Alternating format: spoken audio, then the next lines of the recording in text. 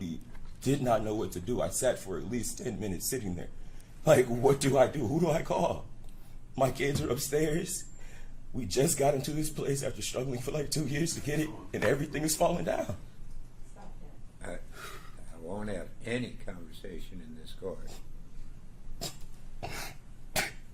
And I wish I could take it back. I would have called the ambulance, called her mom, because her mom's so sweet. Her mom is so sweet. And I just knew.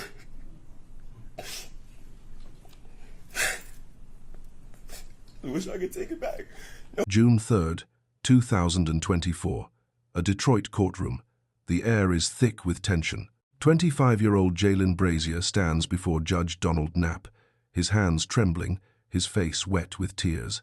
He's just been convicted of murdering his own cousin, 17-year-old Zion Foster. Now, he's begging for mercy. "Please, Your Honor," he chokes out. "I didn't mean for this to happen. Please, have mercy." The room is silent. Every eye is on him.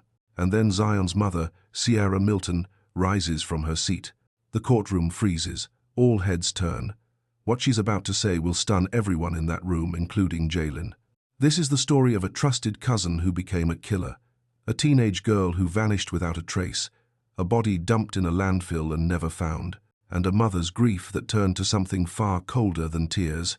You won't believe how digital breadcrumbs, a 5-month landfill excavation, and a web of lies cracked this no-body murder case wide open. But before we dive in, drop a comment right now. Where are you watching from? Now, let's go back to where it all began. Zion Foster was 17 years old when her life was stolen from her. She lived in East Point, Michigan, a quiet suburb just outside Detroit, with her mother, Sierra Milton. Zion wasn't just Sierra's daughter. She was her firstborn, her best friend, the kind of kid who lit up a room the second she walked in. Bright smile, infectious laugh, big dreams for the future. Zion loved family gatherings, the kind where aunts, uncles, and cousins packed into someone's living room, music playing, food everywhere, stories flying back and forth. She was the glue that held those moments together, always cracking jokes, always making sure everyone felt included. And one of her favorite people in the world? Her older cousin, Jalen Brazier. Jalen was 23 at the time, 6 years older than Zion. They'd grown up together, childhood memories at family barbecues, inside jokes that no one else understood. He was the cool, older cousin, the one she looked up to, the one she trusted completely. She even called him her favorite. That bond, built over years of laughter, shared secrets, and family love, is what makes what happened next so unthinkable. January 4th, 2022, a bitter winter night in Michigan, the kind of cold that bites through your jacket and makes you want to stay inside. But Zion had plans. Around 10:45 p.m., she texted Jalen. Nothing unusual, just a casual hangout, a chill smoke session, as she put it. Jalen lived in Detroit, not far from East Point. Zion told her mom she was heading over to his place. Sierra didn't think twice about it. Why would she? Jalen was family. Zion had been to his house before. She trusted him. They all did. So, Zion left home that night, bundled up against the cold, expecting to be back in a few hours. Surveillance footage later captured her entering Jalen's house on Detroit's west side. Cell tower data confirmed her phone was pinging near his residence.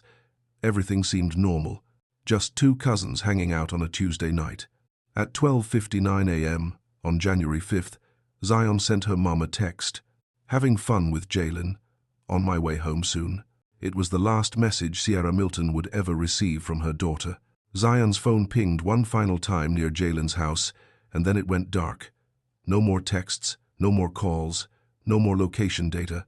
Just silence. Morning came. Zion didn't.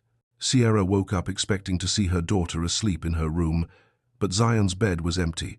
Her phone went straight to voicemail. Sierra called again, and again. Nothing. She texted Jalen, "Is Zion still with you?"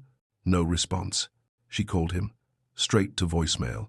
Panic started to creep in, the kind that sits heavy in your chest and makes it hard to breathe.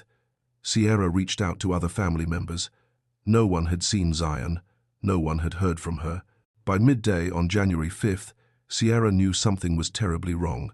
Zion always came home. She always answered her phone.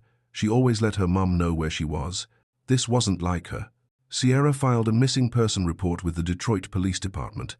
Detectives immediately began piecing together Zion's last known movements, surveillance footage, cell tower records, text message logs. All of it pointed to one place, Jalen Brazier's house. And all of it confirmed the same thing. Zion had gone in, but she never came out. In interviews later, Sierra would describe those first hours as every parent's worst nightmare. "I knew something was wrong," she said, her voice trembling. "Zion always came home. Always. She wouldn't just disappear. She wouldn't ignore my calls. I knew. I knew something terrible had happened." She clung to hope in those early days. Maybe Zion's phone had died. Maybe she'd stayed over at a friend's place and forgot to check in. Maybe there was some simple explanation. But deep down, Sierra knew. A mother knows. And as the hours turned into days, that hope began to crack. Because the person Zion trusted most, the cousin she called her favorite, the one she'd known her entire life, was about to become the prime suspect in her disappearance. And the lies he would tell? They were just beginning. 2 weeks passed. 2 weeks of frantic searching, desperate pleas on social media, and sleepless nights for Sierra Milton. And in those 2 weeks, detectives zeroed in on one person, Jalen Brazier. He was the last person to see Zion alive, the last person she texted, the last place her phone pinged before going silent. Every piece of evidence pointed back to him. So investigators brought him in for questioning. Jalen walked into that interrogation room confident, calm, almost too calm. Detectives asked him directly, "When was the last time you saw Zion Foster?" His answer? "I haven't seen Zion in years." Years. Not weeks, not days, years. He looked them straight in the eye and said it like it was the truth.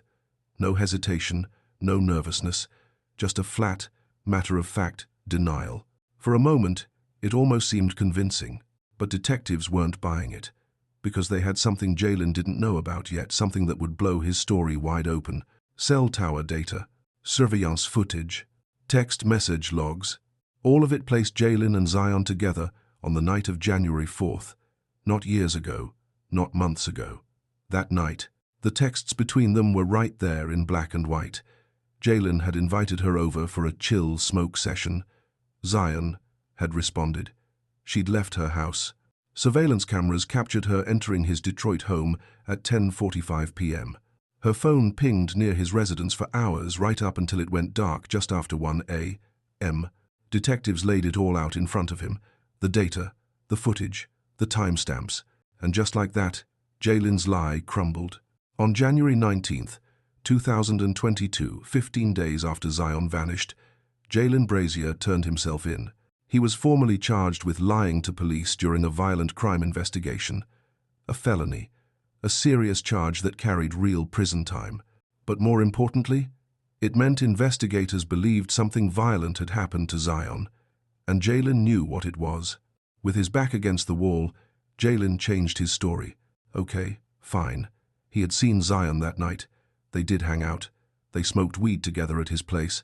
But, and this was his new claim, she left alive.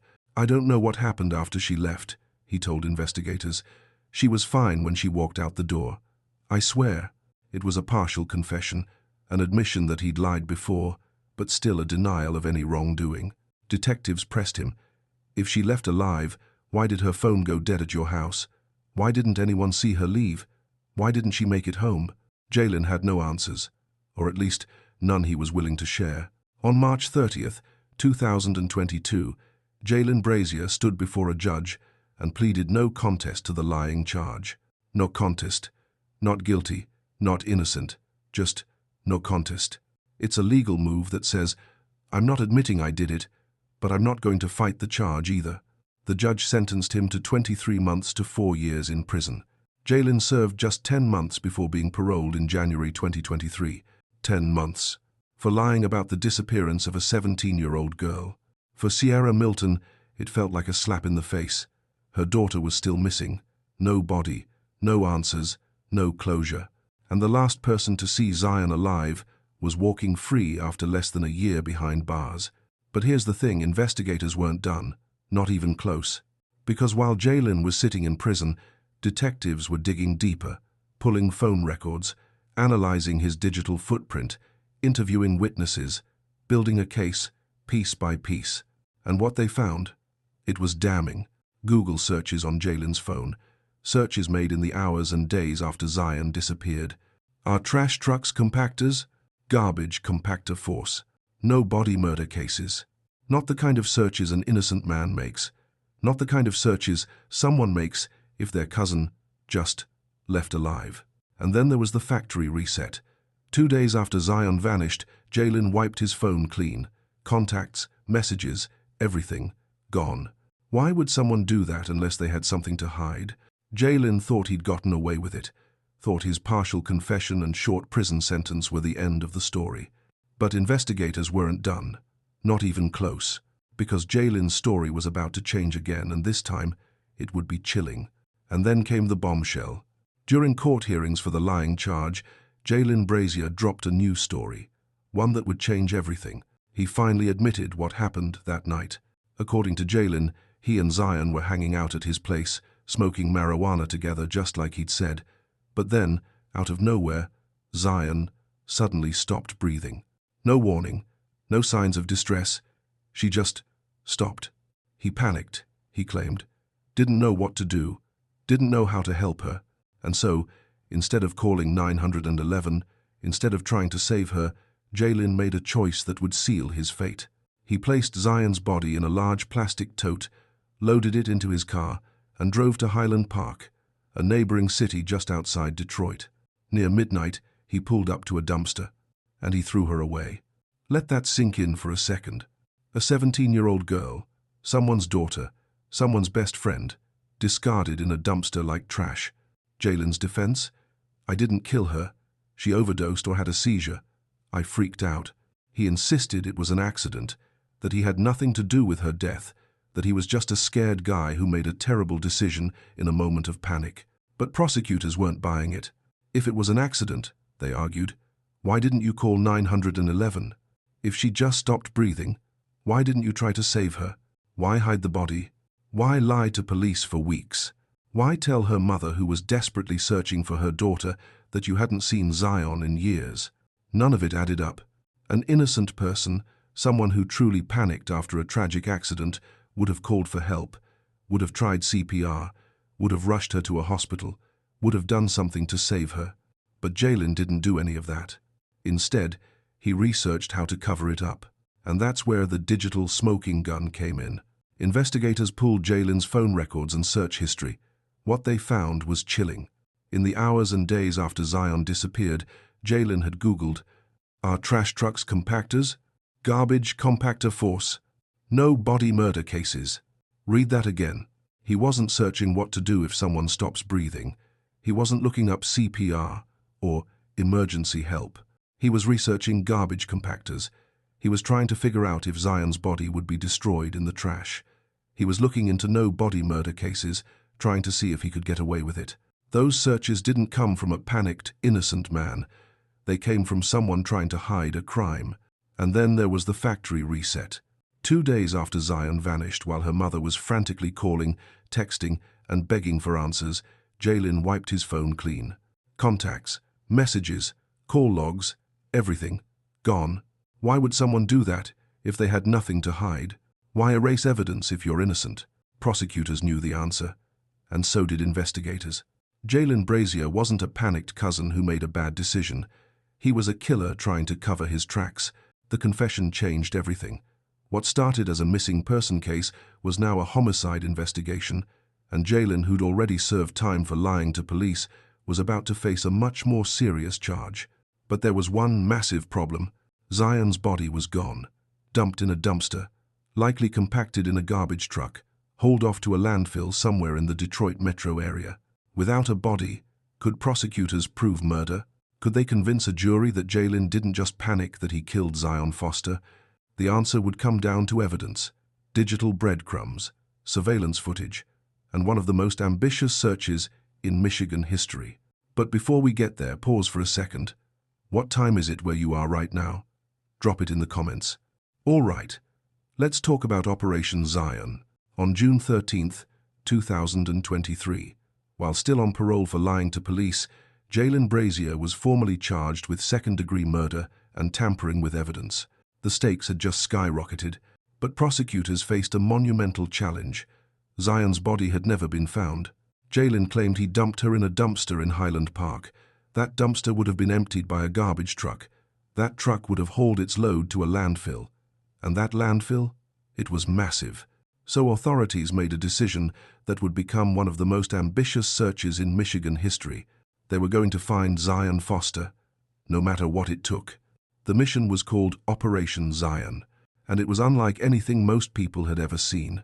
From May 31st to October 2022, investigators launched a 5-month excavation at Pine Tree Acres landfill in Lenox Township, Macomb County, about 40 miles northeast of Detroit. The search area? A 100 by 100 foot grid. That's 10,000 square feet of compacted trash buried under layers and layers of waste. The depth?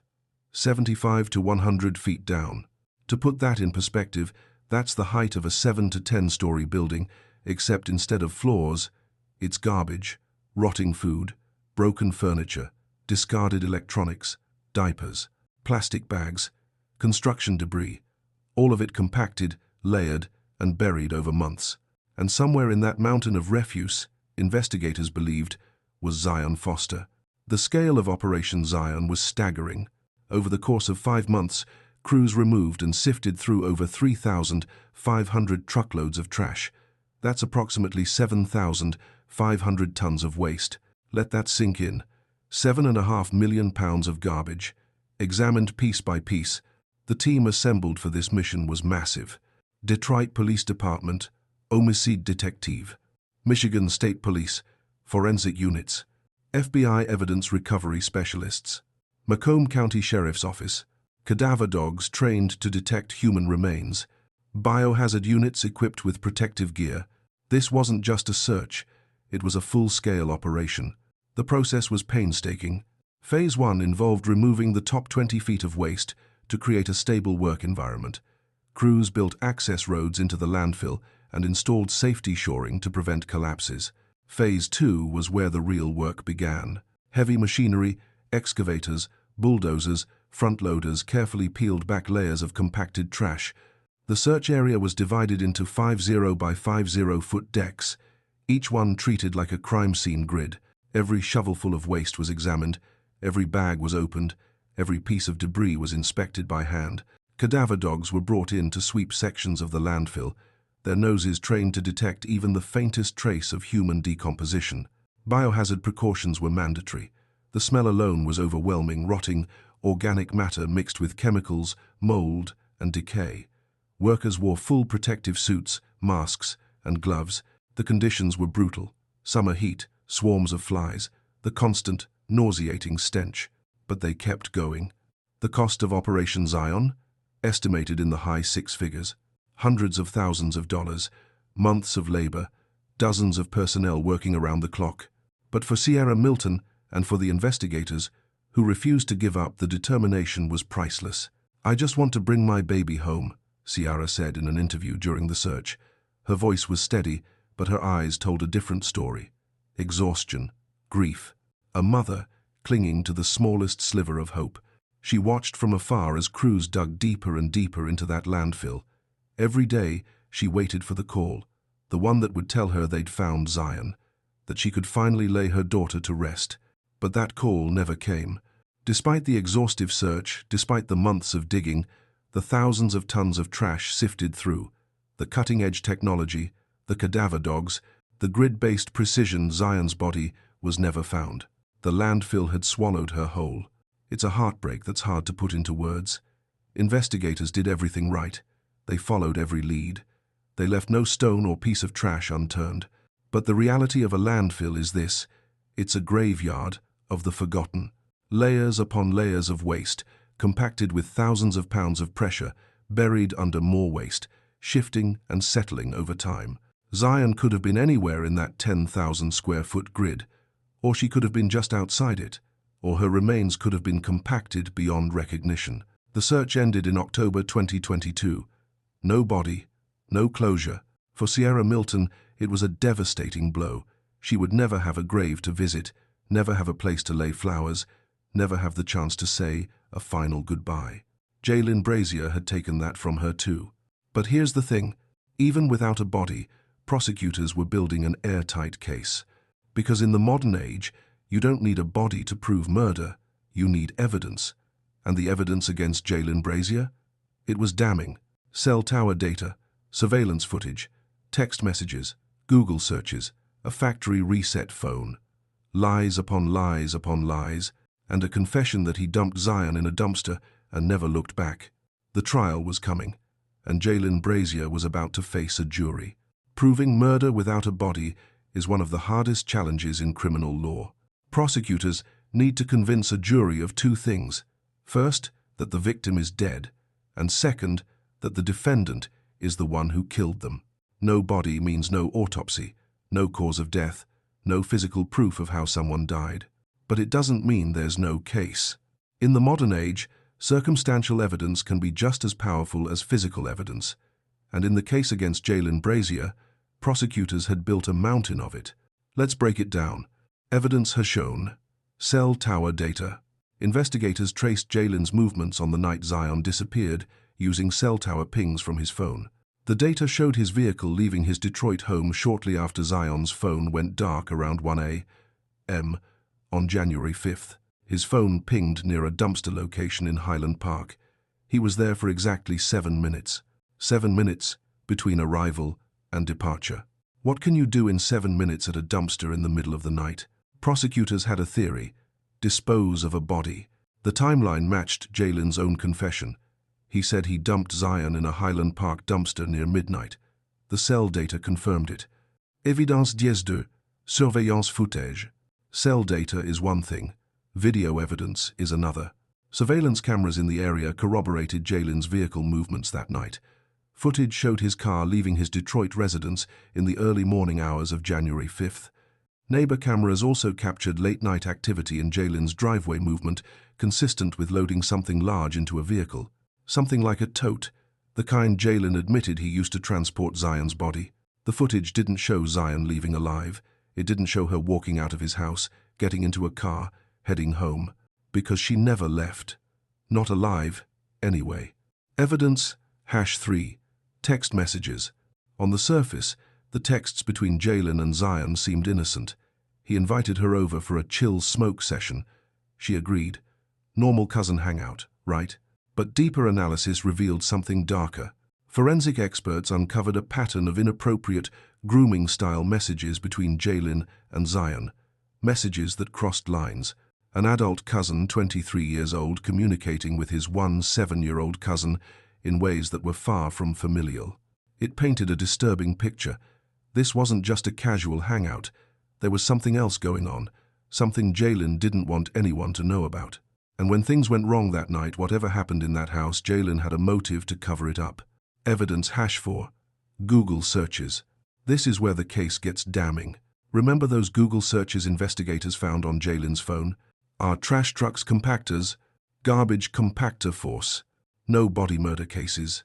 These weren't the searches of a panicked, innocent man trying to figure out what to do after a tragic accident. These were the searches of someone trying to get away with murder. An innocent person Googles what to do if someone stops breathing, or CPR instructions, or nearest hospital. A guilty person Googles garbage compactor force and no body murder cases. Prosecutors hammered this point home. Jaylin wasn't trying to save Zion. He was trying to make sure her body would never be found. Evidence #5. The phone wipe. 2 days after Zion disappeared, while her mother was desperately searching, while police were asking questions, while the entire family was in a panic, Jaylin performed a factory reset on his phone. Contacts, messages, call logs, search history, all of it wiped clean. Why? If you have nothing to hide, why erase everything? Prosecutors argued it was a deliberate attempt to destroy evidence, to cover his tracks, to make sure investigators couldn't piece together what really happened that night. It was consciousness of guilt, plain and simple. Evidence #6. The changing stories. Let's recap Jaylin's versions of events. Version 1. I haven't seen Zion in years. Version 2. Okay, fine. We hung out that night, but she left alive. I don't know what happened after. Version 3. All right. She didn't leave. She stopped breathing. I panicked and dumped her body in a dumpster. 3 different stories. 3 completely contradictory accounts. Which one is true? Prosecutors argued that the only consistent thread was this: Jaylin lied. Over and over again. And every time he was caught in a lie, he changed his story just enough to match the evidence investigators had uncovered. That's not the behavior of an innocent man. That's the behavior of someone trying to stay one step ahead of the truth. Prosecutors summed it up perfectly in their argument. An innocent person calls 911. A guilty person researches garbage compactors.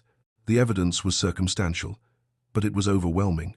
Cell data, surveillance footage, text messages, Google searches, a wiped phone, a web of lies.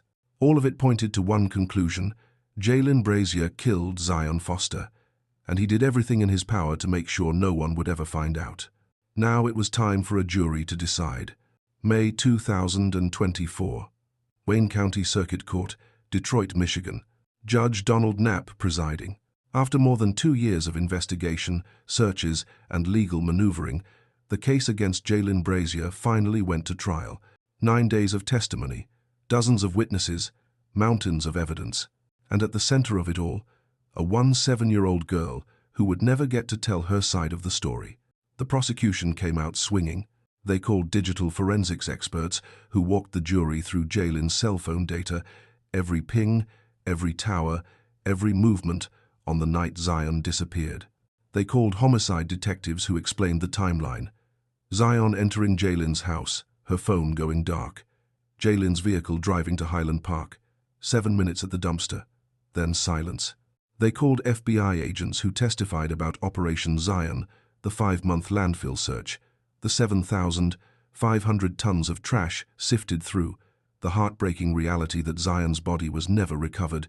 They called cell site analysts who broke down the geolocation data in painstaking detail, showing the jury exactly where Jaylin's phone was at every moment that night. And they played surveillance footage, grainy, black and white video of Jaylin's vehicle leaving his driveway in the early morning hours, neighbor cameras capturing late-night activity, footage that corroborated every piece of digital evidence. The jury watched, silent, focused, but one of the most damaging witnesses? Jaylin's ex-girlfriend. She took the stand and testified about jail call recordings, phone conversations between her and Jaylin while he was locked up for lying to police. In those calls, Jaylin urged her to skip court appearances, to avoid testifying, to research legal strategies for no-body murder cases. He was coaching her, trying to manipulate the system, trying to obstruct justice even from behind bars. Prosecutors argued this was consciousness of guilt. An innocent man doesn't tell his girlfriend to dodge subpoenas and research how to beat a murder charge. A guilty man does.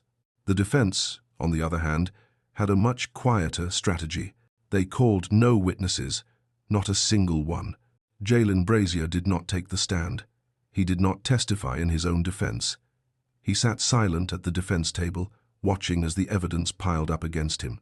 In their closing argument, the defense leaned into one narrative: panic. He panicked, they told the jury. Zion had an accidental overdose, or maybe a seizure. Jaylin didn't know what to do. He made a terrible, irrational decision, but that doesn't make him a murderer.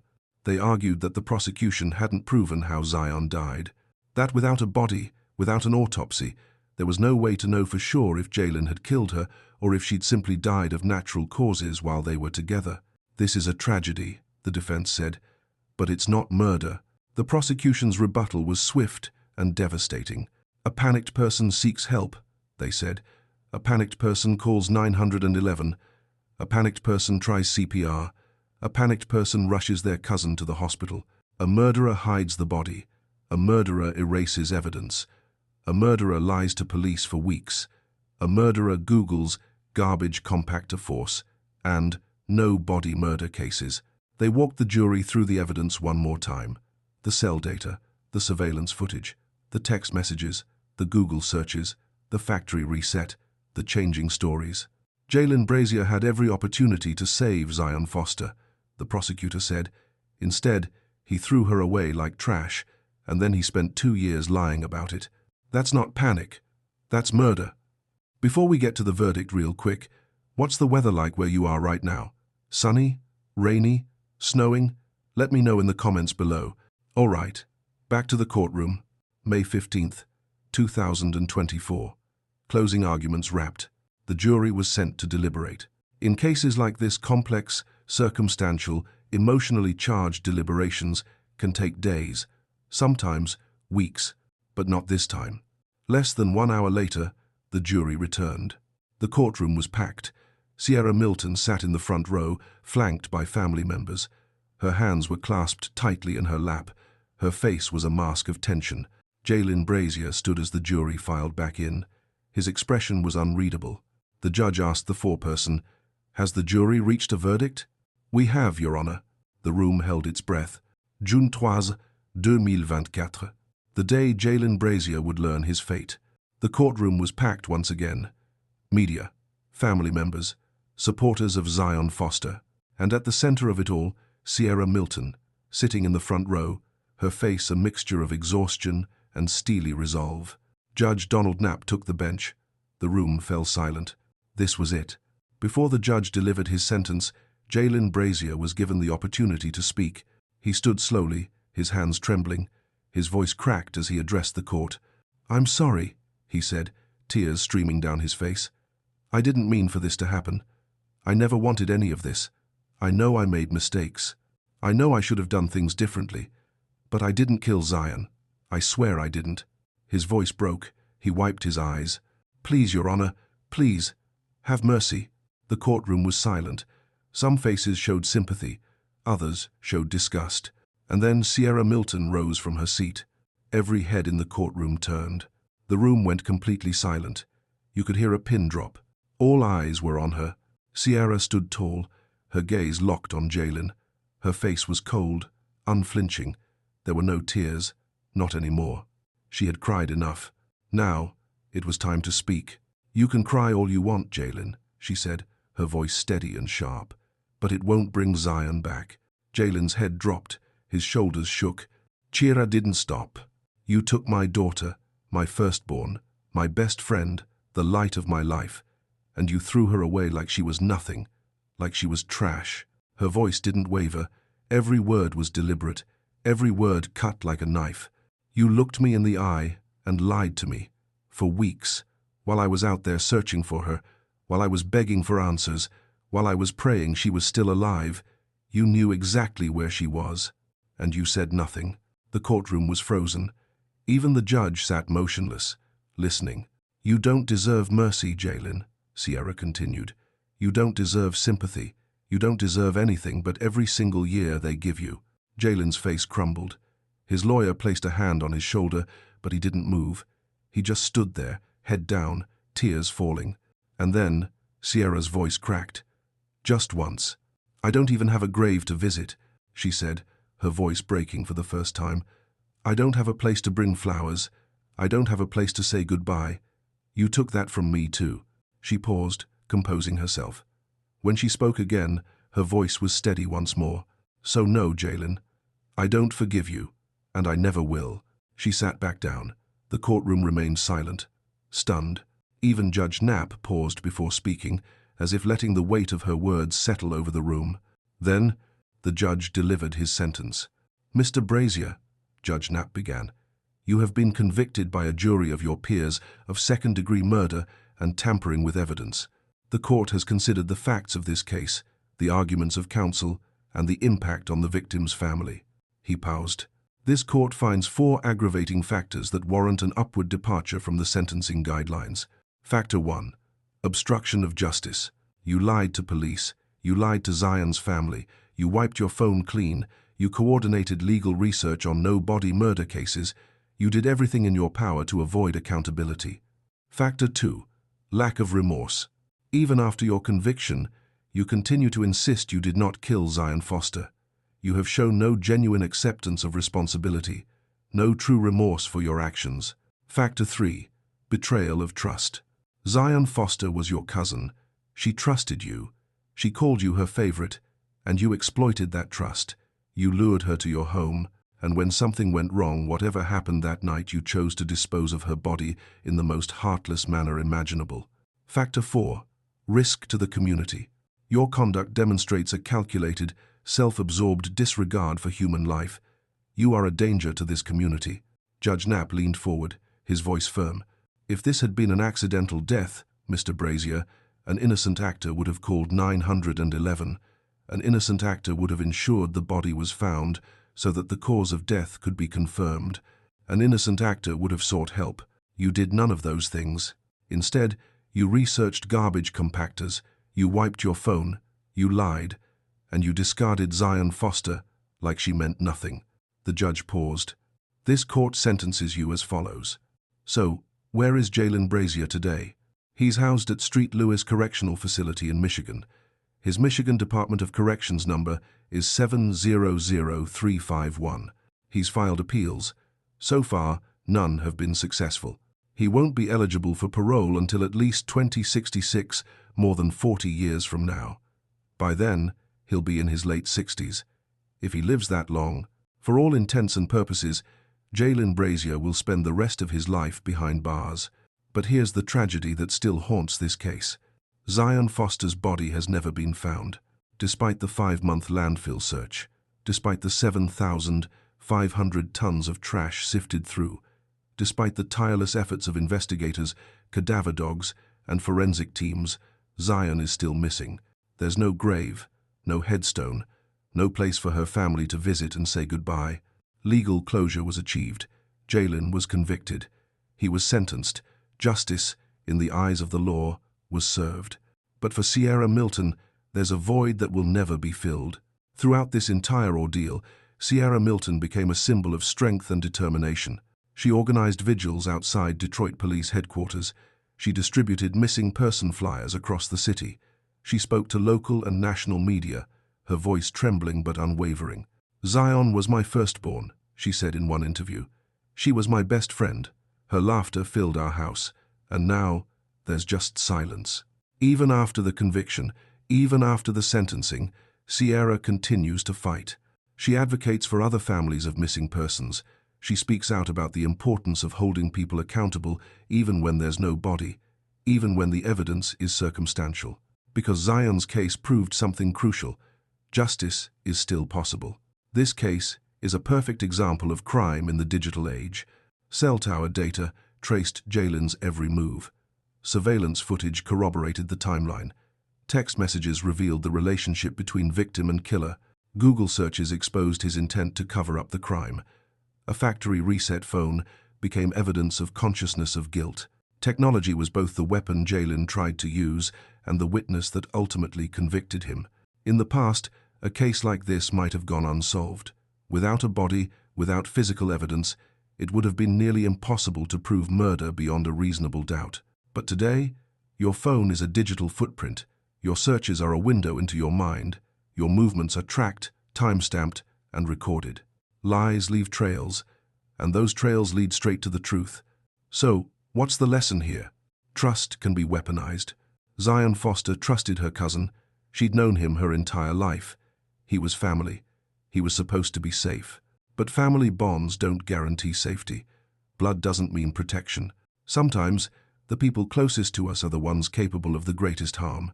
And in the digital age, no matter how hard someone tries to cover their tracks, no matter how many phones they wipe, how many lies they tell, how many stories they change, the truth has a way of surfacing. Because technology doesn't forget, data doesn't lie, and justice, even when delayed, can still be delivered. Zion Foster should be 20 years old today. She should be in college, chasing her dreams, laughing with friends, making memories with her mom. Instead, her story is a cautionary tale, a reminder that evil doesn't always look like a stranger in a dark alley. Sometimes, it looks like someone you've known your whole life, someone you trust, someone you love. And for Sierra Milton, Zion's story is an unending grief. A daughter lost, a body never recovered, a void that can never be filled. But it's also a testament to a mother's love, a mother who refused to give up, who fought for justice, who made sure the world knew Zion's name. Zion Foster's life mattered. And because of her mother's fight and the relentless work of investigators, her killer will never walk free again. A trusted cousin, a vanished teen, a mother's fury. This is the story of Zion Foster, a 17-year-old girl whose life was stolen by someone she loved, someone she called her favorite. It's the story of Jalen Brazier, a man who threw away his cousin's body, lied for years, and tried to erase the evidence. But technology, determination, and a mother's unbreakable will brought him to justice. The verdict brought legal closure. But for Sierra Milton, there will never be true peace, because Zion is still out there, somewhere, and her mother will never get to say goodbye. If this story moved you, hit that like button and subscribe for more true crime deep dives like this one. Drop your thoughts in the comments. Do you think the sentence was fair? And what would you say to Sierra Milton if you could? Thanks for watching Criminal Instinct. Until next time, stay safe out there.